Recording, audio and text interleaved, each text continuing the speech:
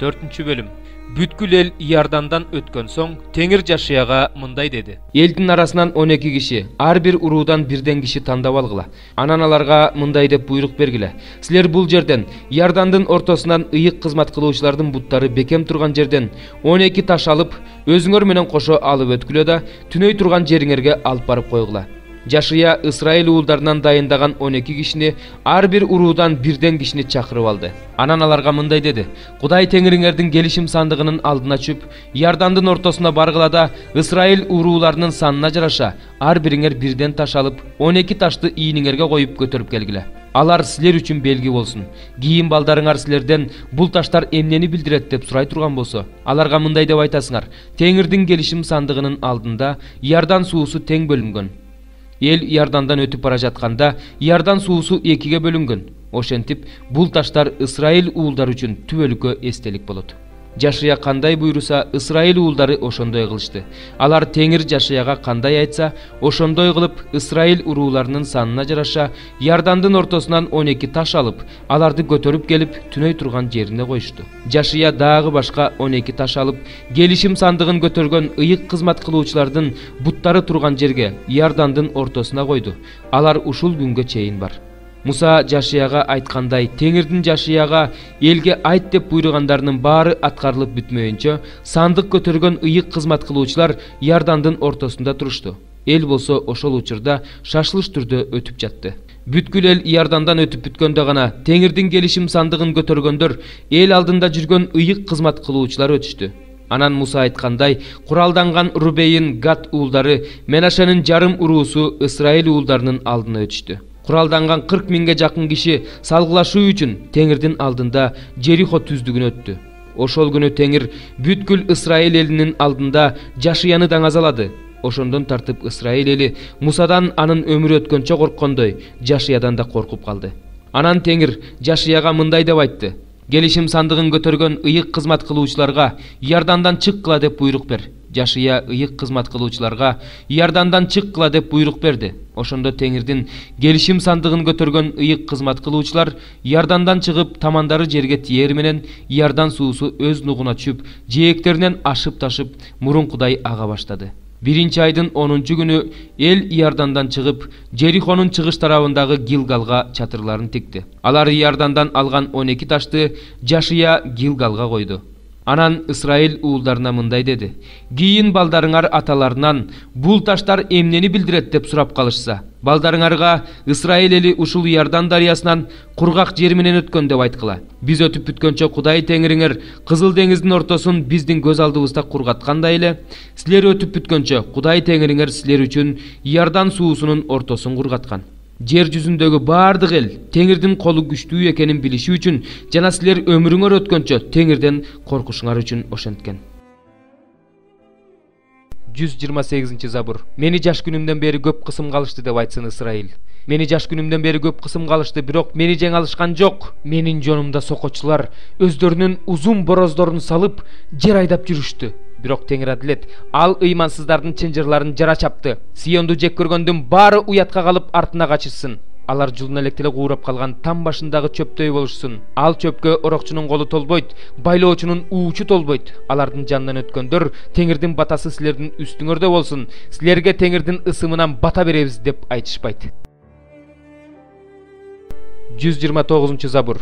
Терең кайгыга батканда сага кайрылам Теңирим. Теңирим, менин үнүмдү ук, сенин кулагың менин жалынуумду көңүл коюп укса экен. Теңирим, эгерде сен мыйзамсыздыктын баарын эсиңе ала берсең, Теңирим, анда ким туруштук бере алат? Бирок сенде кечирим бар, баары сенин алдыңда коркуп турушсун. Мен Теңирден үмүттөнөм, жаным үмүттөнөт, мен анын сөзүнө ишенем. Менин жаным Теңирди таңдын атышын күткөн сакчылардан да артык күтөт. Исраил эли Теңирден үмүт кылсын, анткени Теңирде ырайым бар, анын куткаруусу көп. Ал Исраил элин бардык мыйзамсыз иштеринен куткарат. 130 забур. Теңир, менин жүрөгүм текеберденген эмес, көздөрүм менменсинген эмес, мен улуу иштерге жана мен үчүн кол жеткис болгон нерселерге кирген эмесмин. Мен өзүмдүн жанымды энесинин колунда отурган баладай жоошуткан жок белем, тынчтандырган жок белем. Менин жаным өз ичимде эмчектен чыккан баладай болчу. Исраил мындан ары түбөлүккө Теңирден үмүттөнсүн. 64 bölüm. O эгерде sen asmanды жарып түшүп келсең, senin жүзүңдөн тоолор эрип кетмек. Senin ысымыңды душмандарыңа белгилүү кылыш үчүн алар эритүүчү оттон эригендей, сууну кайнаткан оттон эригендей эримек. Senin жүзүңдөн бардык элдер титиреп кетмек. Sen биз күтпөгөн коркунучтуу иштерди кылганыңда жана асмандан түшүп келгениңде senin жүзүңдөн тоолор эриди. Анткени Теңирден үмүт кылгандар үчүн ушунчалык көп иштерди жасаган сенден башка Кудайды кылымдардын башталышынан бери эч бир кулак уккан эмес, эч бир көз көргөн эмес. Кубанган адамды, адилеттикти жараткан адамды, сенин жолдоруңда сени унутпаган адамды сен мээримдүүлүк менен тосуп алып турдуң. Бирок мына сен каардандың, анткени биз эзелтеден бери күнөө кылып келе жатабыз. Анан биз кантип куткарылабыз? Биз баарыбыз таза эместей болуп калдык. Биздин болгон адилеттигибиз булганган кийимдей. Баарыбыз жалбырактай болуп соолуп калдык. Мыйзамсыздыктарыбыз бизди шамалдай учуруп жатат. Сенин ысымыңды чакырган, сенден таптакыр кетпөөнү жүрөгүндө чечкен адам жок. Ошондуктан сен бизден өз жүзүңдү жашырдың. Өз мыйзамсыздыктарыбыздын айынан жок болушубузга жол бердиң. Бирок азыр Теңир, сен биздин атабызсың. Биз топуракпыз, сен болсо биздин жаратуучубузсуң. Биз баарыбыз сенин колуңдун ишибиз. Теңир, ченемсиз каарданба. Мыйзамсыздыкты түбөлүккө эскере бербе. Бизге көз сал, биз баарыбыз сенин элиңбиз. Сенин ыйык шаарларың чөлгө айланды, Сион чөл болуп калды, Иерусалим ээн калды. Ата бабаларыбыз сени даңазалаган, ыйык даңкка толгон үйүбүз өрттөлдү, бардык асыл буюмдарыбыз таланып тонолду. Теңир, сен ушундан кийин да карманып тура бересиңби? Унчукпай бизди ченемсиз жазалай бересиңби? 12 бөлүм. 1. Ишемби күндөрүнүн биринде Ыйса эгин талаасы менен кетип бара жаткан. Ачка болгон шакирттери буудайдын баштарын үзүп жей башташты. Муну көргөн фарисейлер Ыйсага: "Мына, сенин шакирттериң ишемби күнү кылууга болбой турган ишти кылып жатышат" дешти. Ошондо Ыйса аларга мындай деди: "Өзү жана жанындагылар ачка болгондо дөөттүн эмне кылганы жөнүндө окуган жок белеңер? Дөөт Кудай үйүнө кирип, ыйык кызмат кылуучулардан башка эч кимге жегенге болбой турган нан курмандыгын жеген. Ишемби күндөрү ибадатканада ыйык кызмат кылуучулар ишемби күндү бузушса да күнөөлүү болбостугу жөнүндө мыйзамдан окуган жок белеңер. Силерге айтып коеюн, бул жерде ибадатканадан чоң бирөө бар.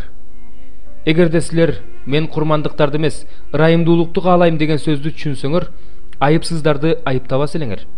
Анткени адам уулу ишемби күндүн да кожоюну." Ал жерден кетип бара жатып, Ыйса алардын синагогасына кирди. Ошол жерде бир колу шал болуп калган адам бар эле. Фарисейлер аны айыптоо үчүн ишемби күнү оорлууну айыктырууга болобу деп сурашты. Ыйса аларга мындай деди: "Ишемби күнү бирөөңөрдүн жалгыз коюңар чуңкурга түшүп кетсе, барып аны чыгарып албайт белеңер? Койго караганда адам канча себалуу, демек ишемби күнү жакшылык кылууга болот." Анан тиг адамга: "Колуңду сунчу" деди. Ал колун сунду. Ошондо анын колу айыгып, экинчи колундай болуп калды. Фарисейлер болсо сыртка чыгып, Ыйсаны өлтүрүү жөнүндө кеңешишти. Ыйса муну билип, ал жерден кетип калды. Ошондо Ыйсаны көп адам ээрчип алды. Ыйса алардын баарын айыктырып, өз жөнүндө башкаларга жарыялоого катуу тыюу салды. Ишая пайгамбар аркылуу айтылган бул сөздүн аткарылышы үчүн ушундай болду. "Мына, менин тандап алган кулум, менин сүйүктүүм, мен ага ыраазымын. Мен ага өзүмдүн рухумду берем. Ал элдерге акыйкаттыкты жар салат. Ал кыйкырбайт, үнүн көтөрбөйт. Көчөдөн анын үнүн укпайсың. Акыйкаттыкты жеңишке жеткирмейинче, чаласынган камышты сындырып салбайт, түтөп жаткан чырактын билигин өчүрүп салбайт. Анын ысымына элдер үмүттөнүшөт." Андан кийин Ыйсага жин оорлуу, сокур, дудук бир адамды алып келишти. Ыйса ал адамды айыктырды. Анын тили сүйлөп, көзү көрүп калды. Элдин баары таң калып: "Дөөттүн уулу Машаяк ушул эмеспи?" дешти. Муну уккан фарисейлер: "Жиндерди ал жиндердин башчысы Белзебулдун күчү менен кууп чыгарып жатат" дешти. Ыйса алардын оюн билип, мындай деди: "Ичара бөлүнгөн падышачылык кулайт, ичара бөлүнгөн шаар кыйрайт, ичара бөлүнгөн үй бүлө бузулат. Эгерде шайтан шайтанды кууп чыгарып жатса, анда ал өзүнө өзү каршы чыгып жаткан экен да. Анда анын падышачылыгы кантип турат? Эгерде мен жиндерди Белзебулдун күчү менен кууп чыгарып жаткан болсом, анда силердин уулдарыңар кимдин күчү менен кууп чыгарып жатышат? Ошондуктан силерди ошолор айыпташат. Эгерде мен жиндерди Кудайдын руху менен кууп чыгарып жаткан болсом, анда силерге Кудайдын патшачылыгы келди. Күчтүү адамды байлап салмайынча, үйүнө кирип мал мүлкүн уурдоо мүмкүнбү? Аны байлап салгандан кийин гана үйүн тоноого болот. Ким мени менен болбосо, ал мага каршы. Ким мени менен бирге жыйнабаса, ал чачат. Ошондуктан силерге айтып коеюн, ар бир күнөө жана акарат сөздөр кечирилет, бирок рухка каршы айтылган акарат сөздөр кечирилбейт. Ким адам уулуна каршы сөз айтса, анын бул күнөөсү кечирилет. Ал эми ким ыйык рухка каршы сөз айтса, анын бул күнөөсү бул кылымда да, келечек кылымда да кечирилбейт. Даракты да, жемишин да жакшы деп эсептегиле. Же даракты да, жемишин да жаман деп эсептегиле. Анткени дарак жемишинен билинет. Жылаан тукумдары, жаман болуп туруп, жакшы сөздү кантип сүйлөмөгө элеңер? Жүрөк эмнеге толсо, ооздон ошол чыгат. Жакшы адам жакшы казынасынан жакшылык алып чыгат. Жаман адам жаман казынасынан жамандык алып чыгат. Силерге айтып коеюн, адамдар ар бир куру сөз үчүн сот күнү жооп беришет. Анткени өз сөзүң менен акталасың, өз сөзүң менен айыпталасың. Ошондо мыйзам окутуучулар менен фарисейлердин кээ бирөөлөрү мындай дешти: Устат, сенин бизге бир жышаан көрсөтүшүңдү каалайбыз.